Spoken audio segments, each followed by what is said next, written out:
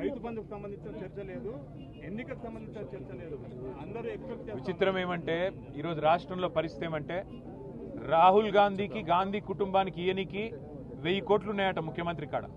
దోసుకున్న పైసలు 2 ఏళ్లలో మరి ఢిల్లీకి చెత్తందుకే 1000 కోట్లు ఉన్నాయంటే ఈయన ఎన్ని వేల కోట్లు మింగిండో రాష్ట్ర ప్రజలు ఆలోచించాలి. వేల కోట్లు మింగడానికేమో రేవంత్ రెడ్డికి 2 ఏళ్లలో చాలా టైం దొరికింది. దోపిడీ బ్రహ్మాండంగా చేస్తూ ఉన్నారు. కానీ రైతులకి డిసెంబర్లో పడేది రైతు బంధు కేసీఆర్ ఉంటే ఇలా మార్చి దగ్గర పడ్డది. మార్చికి కూడా ఇంతవరకు రైతు బంధు ఇచ్చే ముఖం లేదు రేవంత్ రెడ్డికి.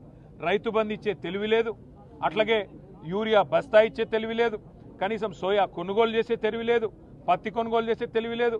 మరి ఇట్లాంటి సన్నాసిని ముఖ్యమంత్రి చేసినందుకు ఈ అవస్థలు రైతన్నలకు కూడా ఇంకో కొంతకాలం తప్పదు. కానీ ఒకటి మాత్రం పక్క, గాంధీ కుటుంబానికి ఇచ్చే 1000 కోట్లు నీ అయ్య సొమ్మ నీ అబ్బ సొమ్మ ఏడికెళ్ళి తెచ్చినావో రేవంత్ రెడ్డి రాష్ట్ర ప్రజానికానికి సమాధానం చెప్పాలి. ఎన్ని వేల కోట్లు నువ్వు దోపిడీ చేస్తే మరి గాంధీ కుటుంబానికి 1000 కోట్లు ఇస్తానంటున్నావు. అది తెలంగాణ ప్రజల రక్తమాంసాలు కాదా? తెలంగాణ ప్రజల చెమట కాదా?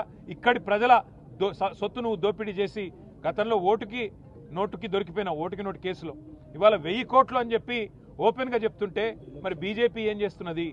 కేంద్ర సంస్థలు ఏం చేస్తున్నాయి? ఈడీలు, సిబిఐలు, ఐటీలు ఏం పీకుతున్నాయని అడుగుతున్నా నేను. ఏం చేస్తున్నారు మీరు? ఇంత ఓపెన్గా ముఖ్యమంత్రి బాహాటంగా గాంధీ కుటుంబానికి 1000 కోట్లైనా సరే తెలంగాణ నుంచి నేను ఇస్తా అంటుంటే బీజేపీ ఏం చేస్తున్నది?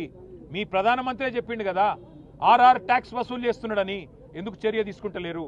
ఎందుకు రేవంత్ రెడ్డిని, ఎందుకు కాంగ్రెస్ ప్రభుత్వ అవినీతిని బీజేపీ ఒక రక్షణ కవచంలాగా కాపాడుతున్నదో సమాధానం చెప్పాలని చెప్పి కూడా మేము డిమాండ్ చేస్తా ఉన్నాం. Thank you.